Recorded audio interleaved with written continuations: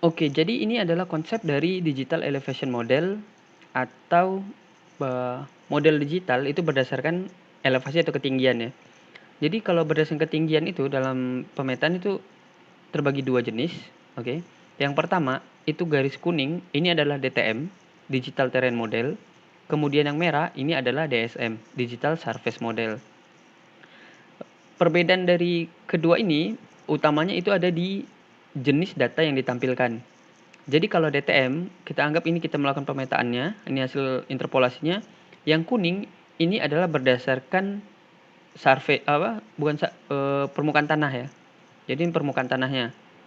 Oke, nah makanya disebut dengan digital terrain model dari terrainnya. Oke, nah kalau DSM digital surface itu dari permukaannya, bukan permukaan tanah. Dari citra satelit ini menangkap, oh ini ketinggian pohon, ketinggian rumah. Oke, jadi berdasarkan permukaan aslinya. Nah, jadi kalau di tambang itu kan biasa di hutan ya. Jadi kalau kita mengambil data DSM, kita bakal kesulitan saat melakukan perhitungan luasan area. Oke. Dan untuk pemodelan berikut karena kan ini harus land clearing nanti kan. Jadi pohon-pohon semua itu harus ditebang. Nah, jadi kalau DTM itu berdasarkan ketinggian terhadap permukaan air laut. Oke. Misal kita anggap ini garis bawah ini adalah permukaan air laut. Nah, kalau di DTM-nya, oke, yang garis kuning ini, misal di sini katakanlah 80 dan yang di daerah bawah pohon ini 60, yang di rumah ini 100, misal ini 120 gitu. Jadi dia ketinggian garis kuning ini setiap titik pengukuran yang sudah di-generate menggunakan misal mapping ada yang menggunakan aerial ataupun TS, RTK dan sebagainya. Oke, jadi itu berdasarkan permukaan lautnya. Jadi nggak dihitung tinggi pohonnya. Tetapi kalau DSM itu diukur berdasarkan ketinggian surface-nya. Misal ada pohon, maka yang dihitung di titik ini itu ketinggian titik pohonnya. Jadi misal yang di bawah ini tadi 70, tinggi pohon ini 15, artinya dia 85 meter. 85 meter DSM titik di sini nih.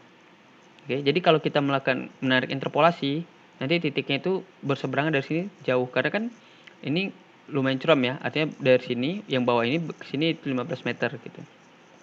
Dan ini biasa peta-peta ini dibikin untuk peta urban ya, peta pemetaan perkotaan. Jadi bisa dilihat kalau misal daerah ini udah daerah tinggi, nah ini masih ada daerah rendah yang memungkinkan untuk misal dibangun gitu. Nah, oke. Nah, di Surpak itu pemetaan misal konsep seperti ini. Ini yang lingkaran hitam ini adalah titik pengukuran. Oke, titik-titiknya. Nah, jadi ini titik 1, titik 2. Nah, akhirnya kemudian ini disebut satu dimensi. Dan garis orange ini itu adalah interpolasi dari titik-titik pengukuran yang elevasinya sama. Oke, misal di sini. Nah, ini kan elevasinya sini ditarik garis, ternyata ini ketinggiannya sama nih, 300 meter. Yang ini ditarik-tarik 325 di sini. Di dalam Surpak, satu interpolasi dengan elevasinya sama ini disebut segmen. Oke. Nah, gabungan dari segmen itu disebut string. Jadi keseluruhan ini itu disebut string. Ini dua dimensinya ya. Nah, kemudian tiga dimensinya yaitu kita berdasarkan data X, Y, Z-nya, elevasinya dari lintang dan bujur serta ketinggian. Jadi nanti bentuknya tiga dimensi seperti ini. Kalau seperti ini kan biasanya tim geologis atau tim geodetik survei yang baru bisa interpretasi nih. Oke, oh ini di sini puncaknya tingginya di sini. Kalau misal non geologis orang ekonomis kan bingung nih. Tapi kalau sudah dibuat 3D, jadi non engineer juga bisa lihat, oh ini tinggi nih di sini. Oke. Jadi kalau misal kita mau melakukan land clearing dan sebagainya itu kita bisa mengajukannya. Oh, kali ini terlalu tinggi, mobilisasinya bakal sulit gitu. Itu salah satu tujuan pembuatan digital terrain model. Oke, jadi sudah dalam bentuk 3 dimensi. Sekarang kita masuk ke program Surpak. Di sini saya gunakan GeoVia Surpak 2021 ya. Nah, jadi saya perkenalkan dulu bahwa ini adalah menu dan ini adalah toolbar. Ini adalah navigatornya. Oke. Jadi dalam file tab ini ada navigator. Ini folder-folder di tempat kita akan menyimpan file atau load file. Kemudian ada legend. Oke, jadi yang kita gunakan ini. Kalau legend ini untuk pewarnaan ya. Jadi nanti string, DTM atau poinnya kalau kita mau rubah warna itu berdasarkan seperti ini.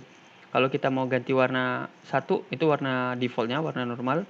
Biru itu warna 2, 3 itu warna ini dan seterusnya sampai 8 merah gitu. Oke. Dan ini kalau untuk pewarnaan DTM-nya. Jadi warnanya seperti ini. Jadi nanti kalau kita mau mengganti warna itu kita bisa menggunakan patokan pewarnaan dari legend ini. Oke, kemudian ada properties. Oke, di sini properties ini file yang kita pakai ya. Jadi di sini ada identitasnya nih. Jadi dimodifikasi kapan terakhir, jenis kapan. Nah, ini layernya. Oke. Nah, layer ini yang kita gunakan di sini tempat kita mengaktifkan file layer nantinya. Oke, kalau misal mau disamakan toolbarnya di sini, nanti beberapa toolbarnya salah satu shortcut untuk ke menu ya. Jadi nggak perlu klik di sini, di sini, di sini gitu. Jadi toolbarnya udah ada langsung. Jadi kalau mau lihat toolbar yang saya aktifkan itu di sini. Ini toolbar yang saya aktifkan semua ya, dari create, digitize, display hide, edit file, semua di sini. Oke, mungkin bisa di pause kalau mau disamakan. Dan ini susunannya seperti ini. Oke, ini juga bisa di pause dulu supaya nanti saat melakukan pelatihan ini itu kita nggak bingung lagi. Kalau saya klik di sini, nah teman-teman juga toolbarnya sama gitu. Oke, jadi susunannya seperti ini. Oke, kalau sudah kita anggap semuanya udah cocok. Oke, kemudian ini adalah folder yang kita gunakan ya. Jadi Surpakol yang saya gunakan. Jadi ini penamaan foldernya dan ini data-data yang teman-teman harusnya sudah bisa download ya. Nah, kalau ini udah ada semua, kita akan buat pelatihan ini berdasarkan masing-masing folder. Jadi tiap langkah-langkahnya beda folder. Supaya nanti kita mudah untuk mempelajarinya lagi gitu ya. Oke, jadi kalau dari Surpakol ini kita di sini klik kanan, kita klik new folder, kita buat folder baru 01 DTM. Oke. Jadi langkah yang pertama yang mau kita buat itu adalah pembuatan DTM dari digital terrain modelnya.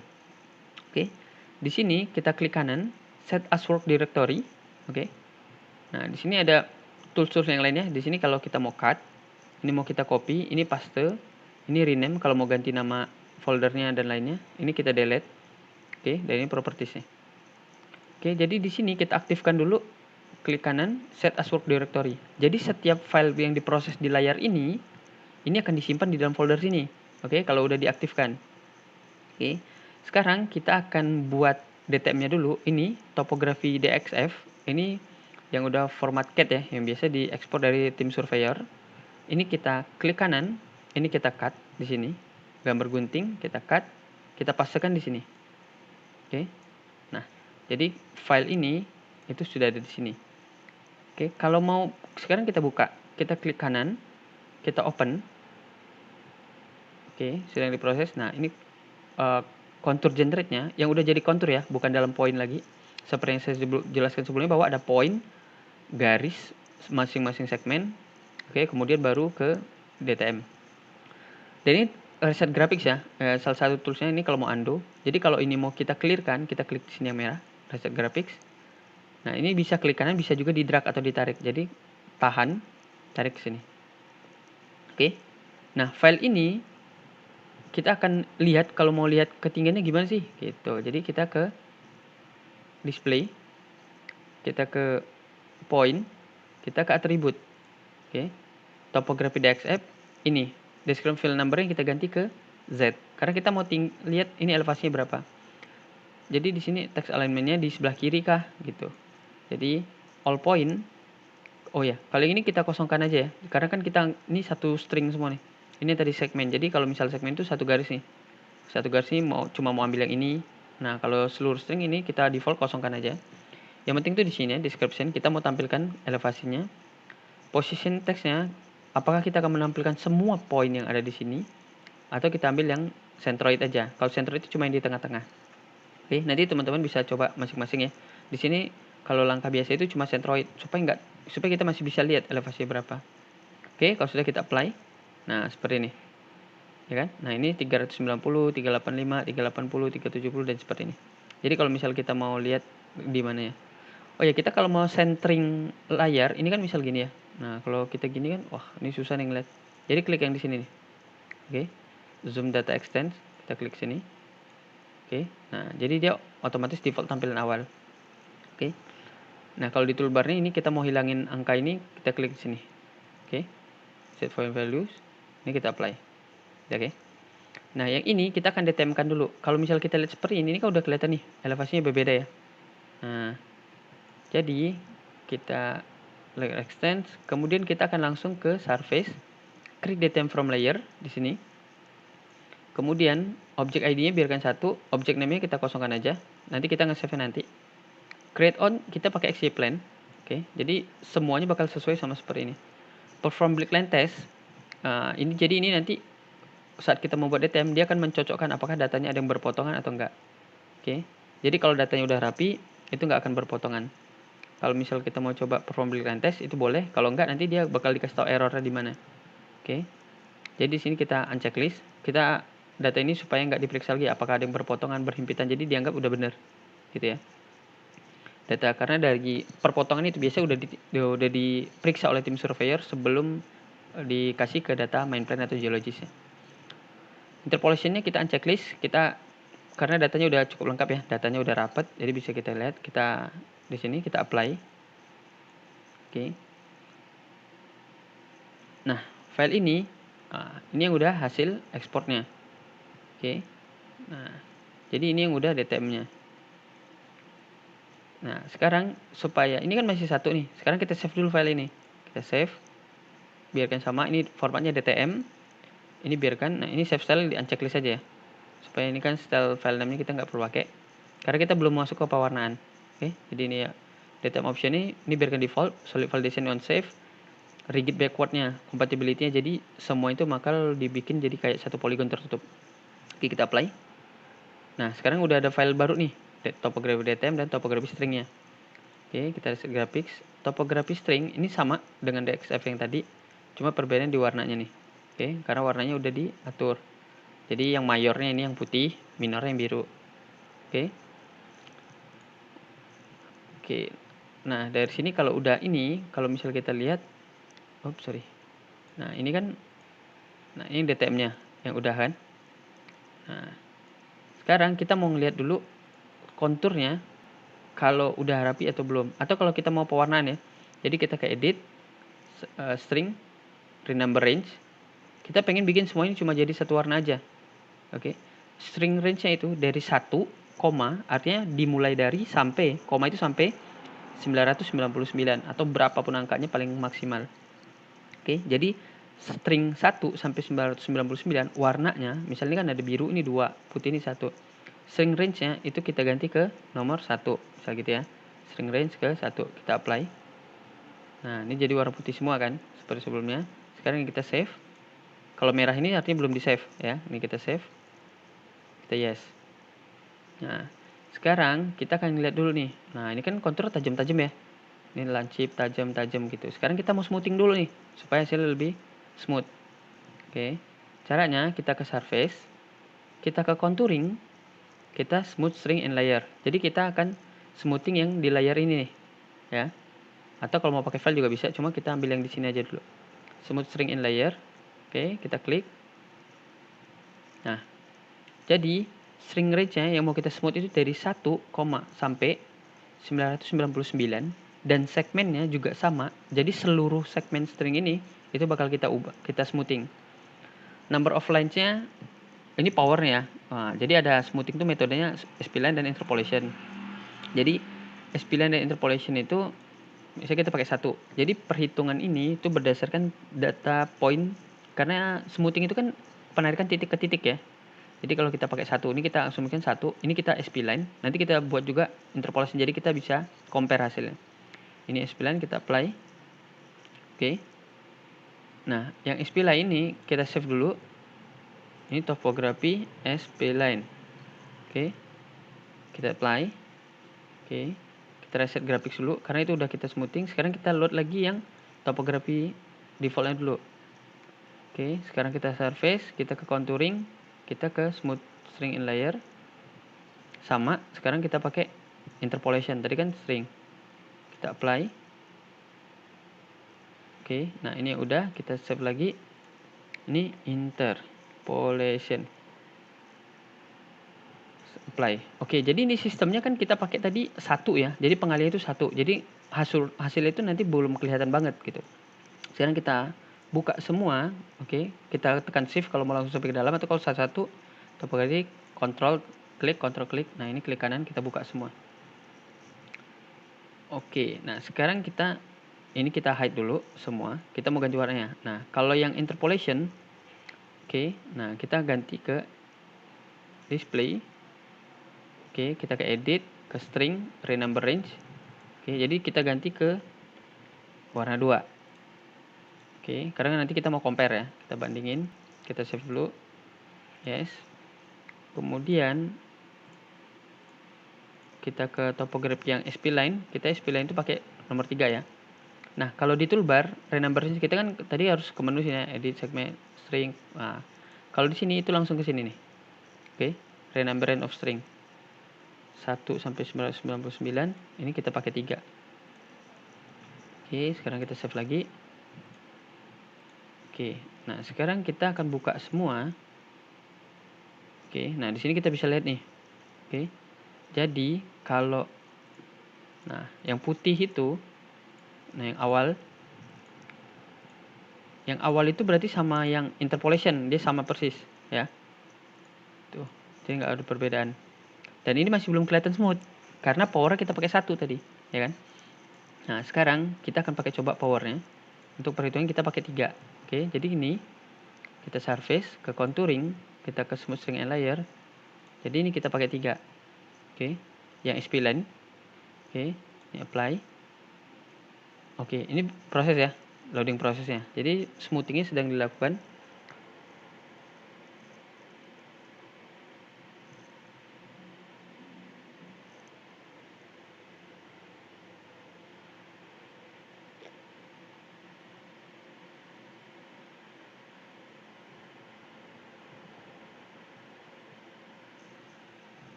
Oke, jadi kalau kita lihat kan nih, seperti kan nggak lancip lagi ya. Nah, ini kan kita tadi pakai spline, ini kita save, kita timpah aja file yang tadi ya.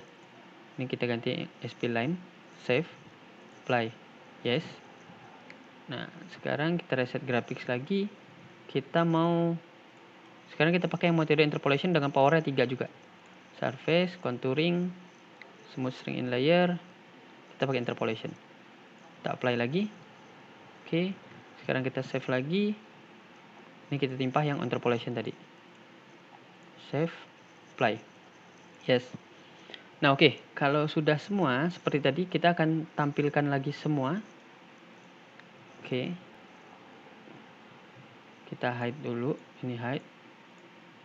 Oh iya, jadi kalau mau diproses dipilih dulu ya, pastikan ini diaktifkan ya. Jadi kalau kita mau rubah warna yang topography interpolation, ini ada checklist hijau nih, artinya ini yang lagi aktif layernya. Oke, kemudian kita renumber range 1 sampai 999, ini kita pakai 2, interpolation kita pakai 2.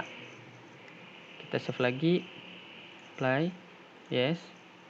Kemudian ini kita aktifkan, ini kita hide dulu topografi spline-nya. Kalau yang ini kita pakai 999, ini pakai nomor 3.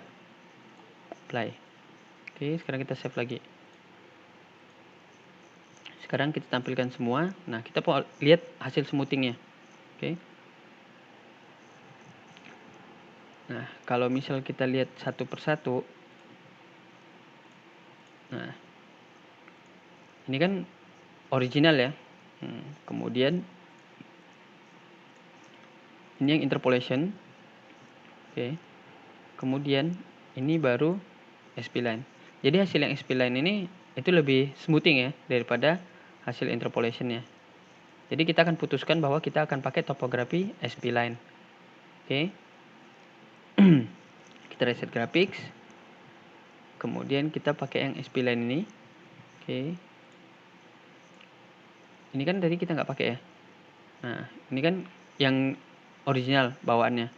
Jadi kita pakai yang spline, klik kanan, open. Nah, ini akan kita DTM-kan. Oke, kita DTM-kan, create DTM from layer. Perform black line test kita nonaktifkan, kita checklist, kita apply. Oke, ini sedang diproses untuk membuat digital dari modelnya seperti ini. Kemudian kita save. Kita save. Topografi spline, apply, yes. Oke, kalau udah hitam nih berarti udah selesai di save. Sekarang kita akan buka spline. Oke, jadi kita akan memutuskan bahwa data DTM yang kita pakai yang ini ya. Oke, jadi seperti ini. Nah, kalau kita untuk membuat pelaporannya, oke, jadi kalau misal kita lihat dari atas, untuk buat report kan ini agak susah nih. Ini sebenarnya yang paling tinggi masih ini kah gitu. Atau ini ketinggiannya berapa. Kita akan melakukan color banding atau pewarnaan peta DTM ini ya. Caranya kita ke display. Oke, kita ke surface or solid with color banding. Nah, ini DTM-nya yang kita pakai ini topografi spline karena layer kita aktif cuma 1 ya. Object range-nya ini kita kosongin aja threshold-nya. dan triangle-nya. Jadi kita anggap ini semuanya satu dulu nih. Jadi ini dijadikan satu untuk pewarnaannya. Jadi nggak dipisah-pisah. Bending type-nya ini ada 5. Yang pertama non. Jadi ini pewarnanya ya sesuai seperti ini. Kemudian bench of specific size. Oke. Jadi kalau bench of specific size ini kita bagi berapa sih? Gitu. Misal size of band-nya 50 gitu kan. Number of color-nya 5. Jadi per 50 per 50 gitu. Nah, ini kalau number of band. Jadi ketinggian elevasi keseluruhannya mau dibagi berapa? Bagi 5 gitu kan pewarnaannya. Kalau range of 4 bands ini dari berapa sampai berapa? Misal 0 sampai 100 warna biru, sisanya warna defaultnya warna coklat seperti ini. Biasanya saya pakai itu di sini set number of bands. Jadi kita mau bagi berapa warna? Kita bagi 5 ya. Jadi nanti paling rendahnya warna biru, paling tinggi warna merah. Oke. Jadi nanti dibagi nih, ini berapa. Nah, kalau kita ngeliat seperti ini, itu sebelumnya kita mau lihat dulu elevasinya berapa sampai berapa. Ini kita cancel caranya. Oke, dari sini kita ke inquire, itu report layer extent sini. Oke. Nah, jadi di sini kelihatan nih. Jadi data ini paling rendahnya ini di bawah ini kemungkinan ini sih ya. Nah, ini 0 elevasi 0 meter dari permukaan laut dan ini yang paling tinggi 390. Artinya kita anggap aja misal 400 pembagiannya tadi kita bending pakai 5, artinya masing-masing warna itu 80 meter. Oke, jadi 0 sampai 80 warna merah dari sini ya kita display. Oke, kita number of band jadi 5. 0 sampai 80 warna merah, 80 sampai 160 itu warna cyan ini, kemudian 180 270 warna green, 270 8 kali 3 240. Nah, ini sampai 320 nya warna kuning sampai ketinggian maksimal warna merah.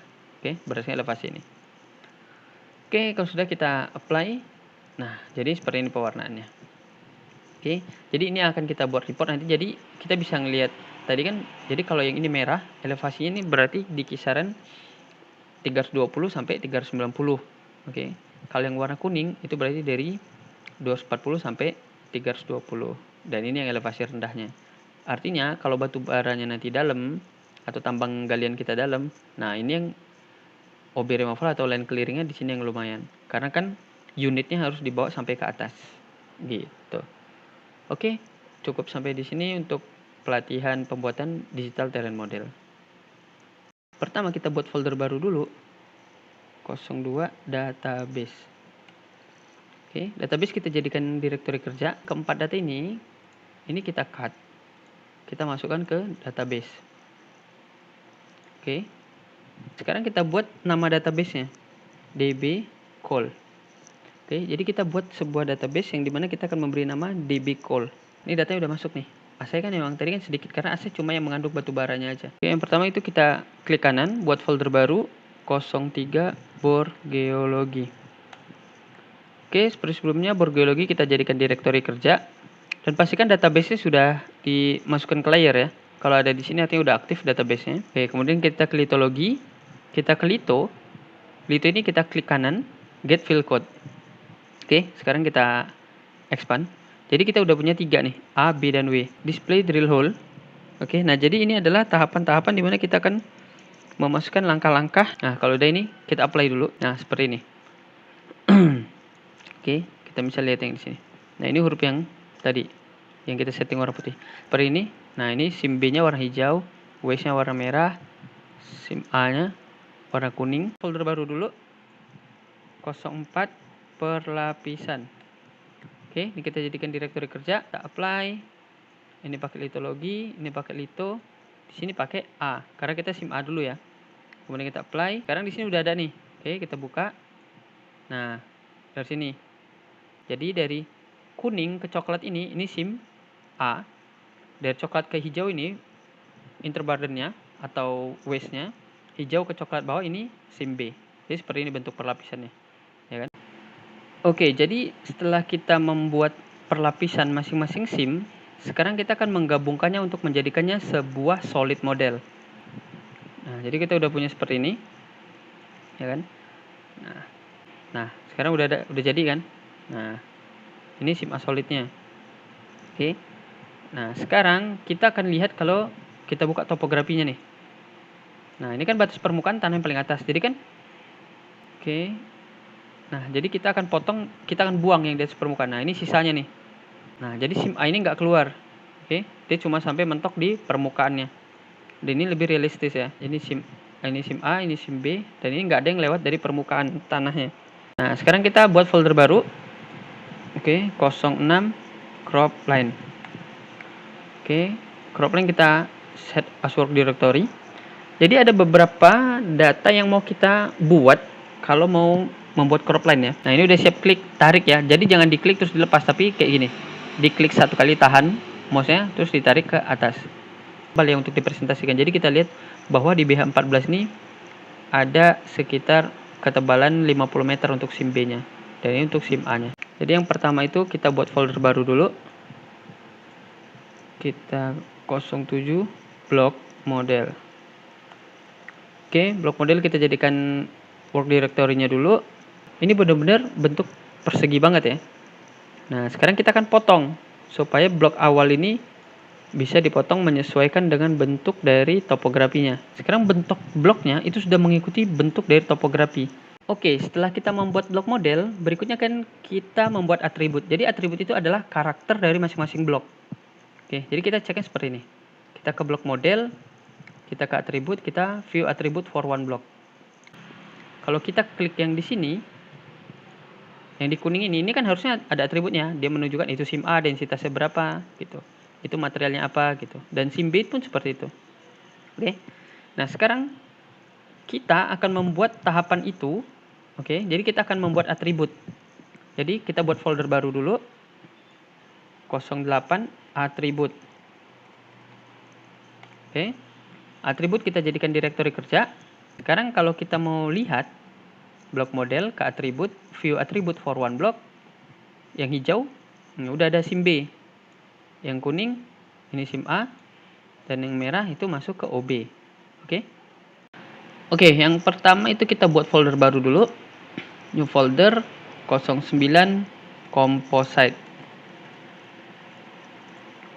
Oke. Composite kita jadikan direktori kerja dulu. Oke, pembuatan composite sudah selesai. Berikutnya kita akan interpolasi geostatistik menggunakan metode IDW, inverse distance weight. Oke, kemudian view attribute one block. Kalau kita klik sini kan, ini cuma ada waste. Kita yang klik yang di kuning, ini udah ada SIM A, dia call, densitas 1,3. Kalau yang ini dia call, ini SIM B. Sekarang kita akan menyebarkan data quality-nya. Oke, jadi berapa sih kandungan quality-nya? Oke, jadi setelah lengkap untuk implementasi geostatistiknya, sekarang kita cek ya ke blok model, atribut, view atribut one block. Kalau kita klik di sini, oke, klik di sini, ini waste ya 0. Kita kalau yang di kuningnya, oke, ini SIM A, ini nilai quality-nya ya, data kadarnya. Terus kalau di sini pas di peralihannya harusnya waste tuh. Kemudian kalau yang di hijau itu SIM B call. Oke, kita bikin folder baru dulu. New folder 12 sumber daya terukur. Oke, ini kita jadikan direktori kerja. Nah, ini yang SIM A terukur ini akan kita hitung. Ya. Jadi kita ke blok model kita ke report. Oke. Nah, jadi masih ada 80 juta ton lagi, lebih kurang ya. Kita buat folder baru dulu. Folder baru 13 sumber daya tertunjuk. Oke, ini jadikan direktori kerja. Itu jumlahnya itu adalah 54.423.535 ton. Oke, nah kemudian yang pertama itu kita buat folder baru. 14 sumber daya terkira. Oke, ini kita jadikan direktori kerja. Ini kita remove all constraint dulu. Oke, prosesnya sudah selesai. Jadi bisa kita lihat ini adalah jumlah blok SIM batubara SIM B yang masuk ke dalam radius sumber daya terkira. Nah, yang di atasnya kan udah nggak ada lagi karena udah terpotong topografi sampai sini kan. Oke, jadi seperti ini hasilnya. Total ini yang keseluruhan dan cadangan serta total sumber daya awal. Di sini kita buat folder baru 15 bit optimasi. Oke, folder ini kita jadikan direktori kerja. Oke, kita blok model, kita ekspor ke WITL. Oke. WITL kita ekspor block size-nya, kita bisa pakai 25 x 25 x 10 ataupun 6,25. Bebas ya, mau pakai yang mana. Sekarang udah ada file baru nih, pit optimasi mode dan pit optimasi par. Ini yang akan kita import ke Whittle. Sekarang kita buka software Whittle ya. Oke, ini adalah tampilan preview dari software Whittle ya. Jadi kita akan buat dulu create new project ya. Kita oke kan? Nah, kita tentukan project directory-nya dulu nih. Oke, kita ke sini, kita ke D, Udemy, call, pit optimasi. Jadi kita buat di folder pit optimasi tadi. Nah, sekarang project name-nya pit optimasi. Oke, ini udah pit optimasi. Kalau mau lihat message-nya masih kosong, belum proses. Pit optimasi disimpannya di folder ini. Oke, kita next. Oke, ini sedang di scan filenya. Oke, jadi total unitnya itu ada 625 juta 3.869. Oke, jadi ini keseluruhan nih ya. Kemudian kita next.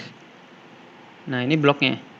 Oke, kalau misal mau dirubah lebih dikecilin lagi, kalau enggak segini. Kita pakai segini aja supaya sekali lagi saya tekankan bahwa semakin kecil blok dimensi itu semakin bagus, tapi proses semakin lama ya. Karena kalau semakin kecil komputasinya bakal lebih banyak yang dihitung. Oke, kalau ini udah kita biarkan aja sesuai defaultnya. Dan ini biarkan ya azimutnya 0, karena kan memang data-data kita azimutnya 0. Ini Z-nya kita buat blok sebelumnya kan mulai dari minus 180. Oke, ini model frameworknya 213, 209, 63. Oke, kalau sudah kita finish. Nah, kita balik ke awal dulu. Pit optimasi namanya udah yang ini. Ini cuma keterangan project pertama. Nah, ini new block model. Oke, nah ini kita kasih aja namanya yang new ini. Setiap new-nya kita ganti ya. Kita ganti ke pit. Atau kita ganti ke optimasi. Oke.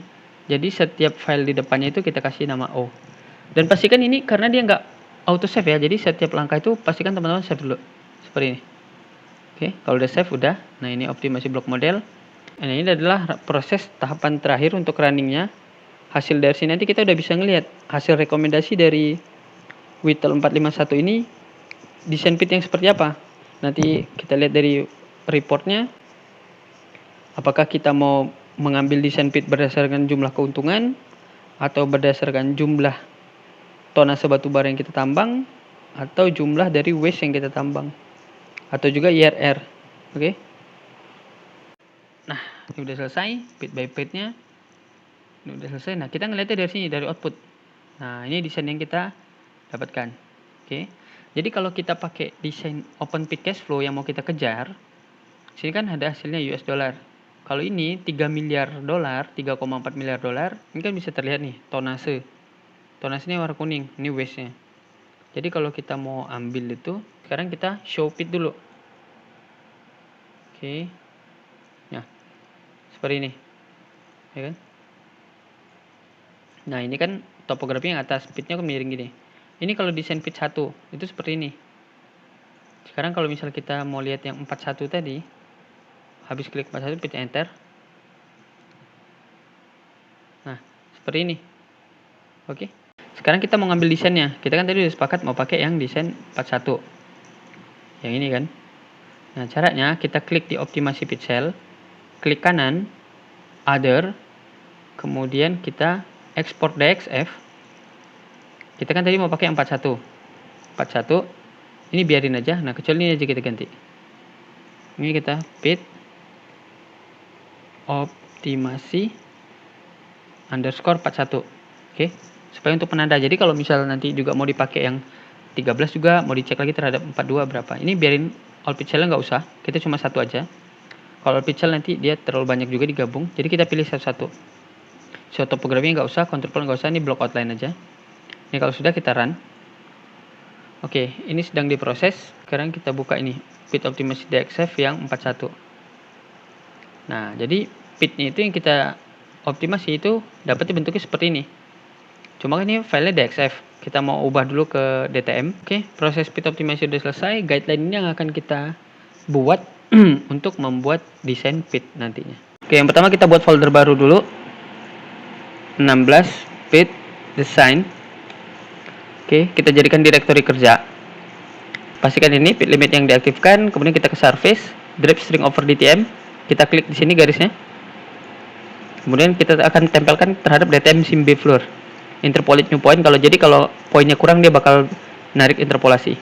Kita apply. Kita ambil lagi yang tadi fit limit 3. Karena jalannya tadi udah ada. Oke, limit 6. Oke, ini 1. Kemudian kita tarik lagi kontur floor SIMB, tahan kontrol, tarik masuk. Nah, sekarang udah ada gini. Nah, tapi kita harus masukin boundary-nya supaya datanya nanti nggak kacau. Yang pertama, kita masukin boundary top-nya. Oke. Kemudian kita masukkan juga boundary floor-nya. Oke, jadi udah masuk semua. Ini diproses. Nah, ini hasilnya. Ultimate fit finalnya. Oke, jadi ini sesuai dengan topografinya. Ultimate final fit kita. Jadi fit kita itu nanti seperti ini yang kita gali. Oke, yang pertama kita buat folder baru dulu. New folder 19 Jalan Howling. Oke, Jalan Howling kita jadikan direktori kerja. Ya kan? Nah, ini mau kita bikin dari sini muter ke sini. Ini kita DTM kan dulu. Nah, jadi seperti ini, ya kan? Nih kalau kita ngikutin DTM-nya nanti seperti ini. Oke. Nah, yang ini harus digali supaya ngikutin jalannya seperti ini. Oke. Nah, seperti ini. Ini juga digali jalannya supaya membentuk ini. Nah, ini ditimbun supaya naiknya juga ditimbun. Oke. Jalan gabungan 3 tadi udah. Sekarang kita reset grafik dulu. Sekarang kita akan menghitung jumlah galian dan timbunan dari jalan yang kita buat ini desainnya. Kita ke surface, kita ke volume, kita cut and fill between DTM. Berapa dan menimbun berapa. Nah, ini ada cut-nya, ada volume-nya. Oke. Oke. Nah, ini animasinya, play. Nah, ini tambang sini, dipindahkan ke sini. Karena kan kita mulai dari atas kan. Nah, jadi nambang ini berdasarkan elevasi ditaruh sini. Data ini akan kita ekstrak supaya kita bisa buka di Surpak nantinya. Kita pilih satu. Oke, kemudian kita apply. Nah, ini adalah tahun pertama tuh nambang di sini. Oke. Oke, jika di Udemy kursus teman-teman udah selesai. Oke, jadi kan kalau setiap selesai itu di checklist seperti ini ya. Checklist, di checklist semuanya. Itu artinya setiap pembelajaran teman-teman sudah dipelajarin. Oke. Dari day 1, day 2 sampai terakhir, sampai selesai. Oke.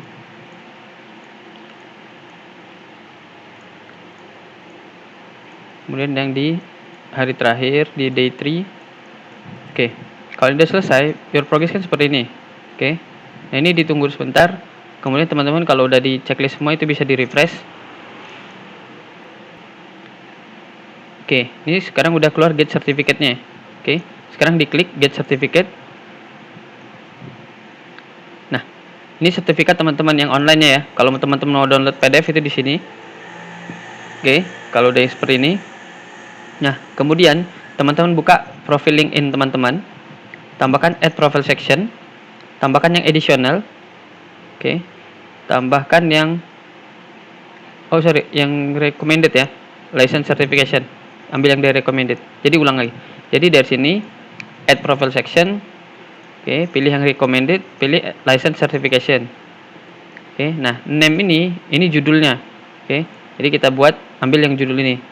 Ini kan yang sekarang kita pakai yang ini. Oke, kemudian klik di sini dan ini cari Udemy. Nah, Udemy ini. Oke, nah issued date-nya itu tanggal dikeluarkannya itu kan dari tanggal 6 bulan Juli ya, 6 Juli 2024. Oke, jadi ini bulan Juli 2024. Expiration date-nya bikin aja juga sama. Juli, tapi tahunnya diambil sampai tahun terakhir. Oke, nah sampai 2034. Credential ID itu ambil dari link ini. Ini UC A7. Oke, kita copy credential ini, kemudian baru linknya diambil semua, copy semua. Nah, ini credential URL. Oke. Add skill-nya teman-teman bisa tambahin main plan. Oke. Coal mining. Ya, kalau udah satu bisa tambahkan satu lagi main